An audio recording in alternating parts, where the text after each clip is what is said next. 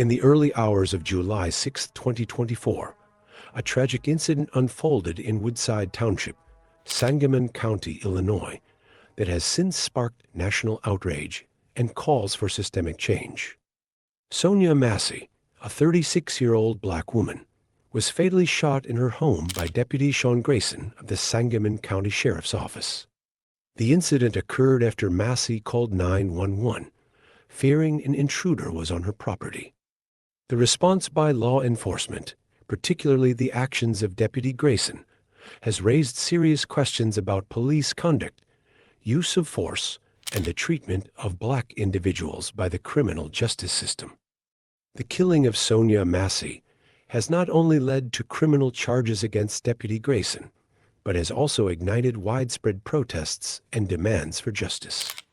This case has become emblematic of the broader issues of police brutality and racial bias in law enforcement, prompting a re-evaluation of policies and practices within police departments across the country. But first, subscribe to our channel for more content, and don't forget to share it with your friends and family. Sonya Wilburn Massey was a 36-year-old woman known for her vibrant personality and deep faith. She was a mother of two, dedicated to her family and community. Massey was described by friends and family as a caring and compassionate individual who often went out of her way to help others. Her life was tragically cut short in an incident that has left her loved ones and the broader community in mourning. The only thing Sonya Massey wanted in her life was to do better for herself and her two children, according to her uncle, Raymond Massey. She had even recently bought a house and was looking forward to what the future would hold. Massey's background reveals a woman who faced her share of challenges but remained resilient. She was actively involved in her local church and was known for her strong spiritual beliefs. Her untimely death has left a void in the lives of those who knew her and has become a rallying point for advocates seeking justice and reform in the criminal justice system. Sean Grayson, the deputy involved in the fatal shooting of Sonya Massey, has a checkered history in law enforcement. Before joining the Sangamon County Sheriff's Office, Grayson worked at 5 different law enforcement agencies in central Illinois. His career path, marked by frequent moves, has raised questions about his suitability for the role and the standards of hiring practices within police departments. Grayson's personnel records reveal a mixed performance history. While he met the basic standards required for his position, he was noted for needing additional training and scored poorly on cognitive assessments. Despite these red flags, he was hired by the Sangamon County Sheriff's Office, where he ultimately became involved in the incident that led to Massey's death. In the early morning of July 6, 2024, Sonya Massey called 911, believing there was an intruder on her property. Deputies Sean Grayson and an unidentified officer responded to the call. After searching the vicinity and finding no evidence of suspicious activity, the deputies approached Massey's front door. Initially, Massey did not respond to their knocks, but she eventually opened the door and engaged in conversation with the officers. Inside the house, the situation quickly escalated. Massey, who appeared to be in a state of distress, was asked to provide her driver's license. As she searched for her ID, she moved towards the stove to remove a pot of boiling water. Grayson, perceiving this as a potential threat, ordered her to drop the pot. Massey, holding the pot, responded by saying, "I rebuke you in the name of Jesus," which Grayson interpreted as a threat.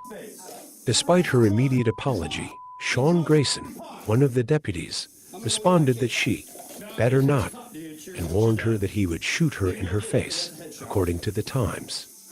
Within a couple of seconds, he took out his gun and ordered the woman to drop the pot she was holding before firing 3 shots, striking Massey in the head and killing her. The Sangamon County Sheriff's Office immediately launched an investigation into the shooting. The internal review, conducted by the department's Division of Professional Standards, found that Grayson had violated multiple policies and procedures. The investigation revealed that Grayson had escalated the situation unnecessarily and failed to provide medical aid to Massey after the shooting. Body camera footage and witness statements corroborated the findings of the internal investigation. The footage showed Grayson using expletives and making derogatory remarks towards Massey, further highlighting his unprofessional conduct. The investigation concluded that Grayson's actions were not justified and that he had breached the department's standards of conduct.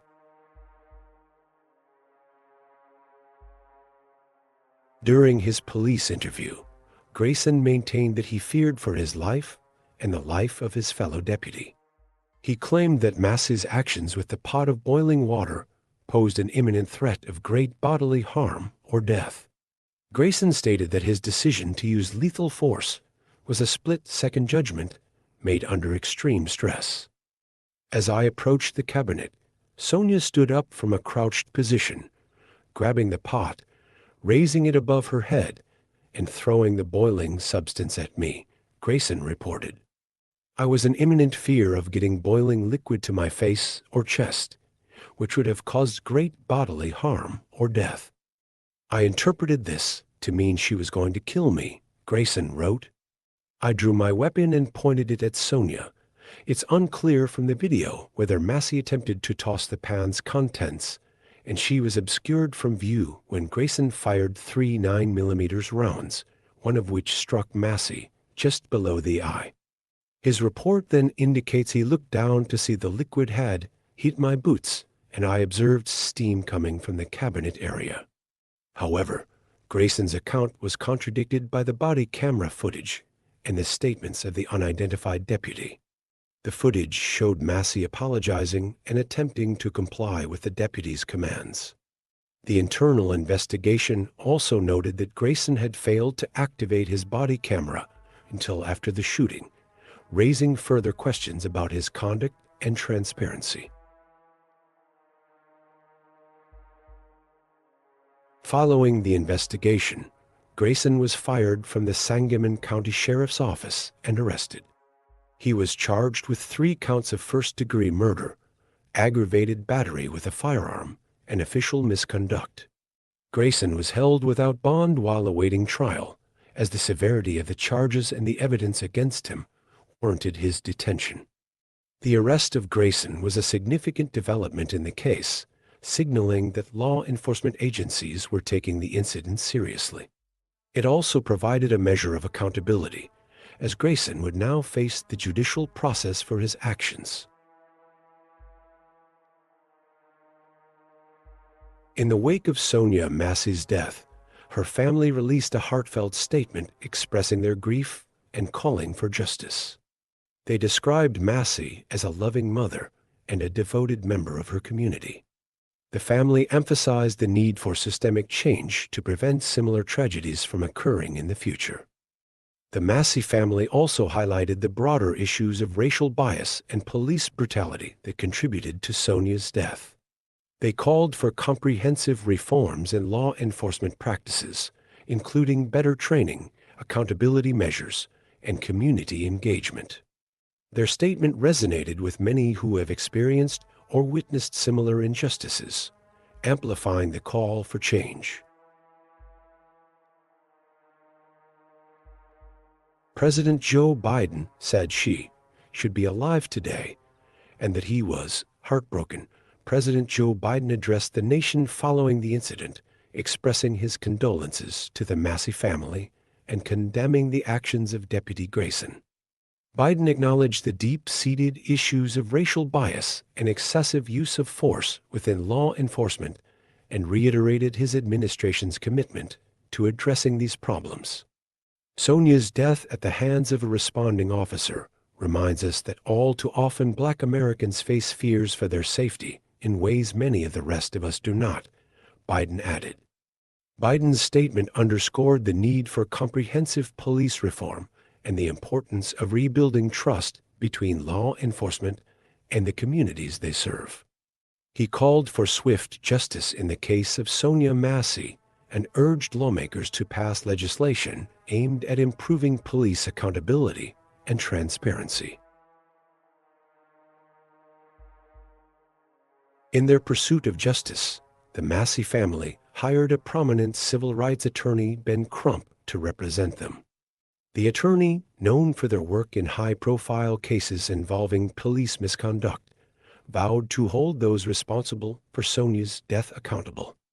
The legal team began preparing for a civil lawsuit against the Sangamon County Sheriff's Office, seeking damages for the wrongful death of Sonya Massey.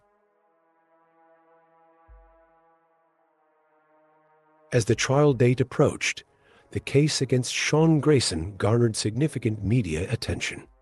Legal experts and advocates closely monitored the proceedings, viewing the trial as a critical test of the justice system's ability to hold law enforcement officers accountable for their actions. The prosecution prepared to present a compelling case, relying on body camera footage, witness testimony, and the findings of the internal investigation. The defense, on the other hand, argued that Grayson acted in self-defense and that his actions were justified given the perceived threat. The trial was expected to be a contentious and highly publicized event, with both sides presenting their arguments to a jury tasked with determining Grayson's guilt. In the wake of Sonya Massey's tragic death, protests have erupted across the nation, drawing attention to the issues of police brutality and racial injustice. One of the most significant demonstrations took place in Washington Square Park, New York City, where hundreds of people gathered to demand justice for Massey. Activists and community members carried signs, chanted slogans, and delivered impassioned speeches condemning the excessive use of force by law enforcement. Charlene Woodruff, a prominent activist, voiced the collective frustration, stating, "I'm just so sick and tired of this happening over and over and over again, and nothing is being done about it." Another speaker, Carl Dix, emphasized the senselessness of such deaths, declaring, "You do not have to die." Just like thousands of other people who have lost their lives at the hands of the police did not have to die. In Chicago, a rally organized by the National Action Network saw activists and family members calling for systemic change and accountability. Reverend Al Sharpton, a key figure in the civil rights movement, addressed the crowd, urging state officials to take concrete action. "There is something wrong with policing in the state of Illinois," Sharpton stated, advocating for the passage of the George Floyd Justice in Policing Act. Donna Massey, Sonya's mother, tearfully expressed her grief and determination to seek justice for her daughter. "It's too traumatizing, seeing Black Death replay over and over again. It's unnecessary. It just needs to stop," said Dimez Cartier, another activist from the group We the People. The Massey family, supported by civil rights attorney Ben Crump, continues to push for accountability and reforms to prevent future tragedies. The tragic death of Sonya Massey at the hands of Deputy Sean Grayson has left an indelible mark on the community and the nation. It has brought to light the urgent need for police reform and the importance of addressing racial bias within law enforcement. As the legal proceedings continue, the case serves as a stark reminder of the consequences of excessive use of force and the critical need for accountability in policing.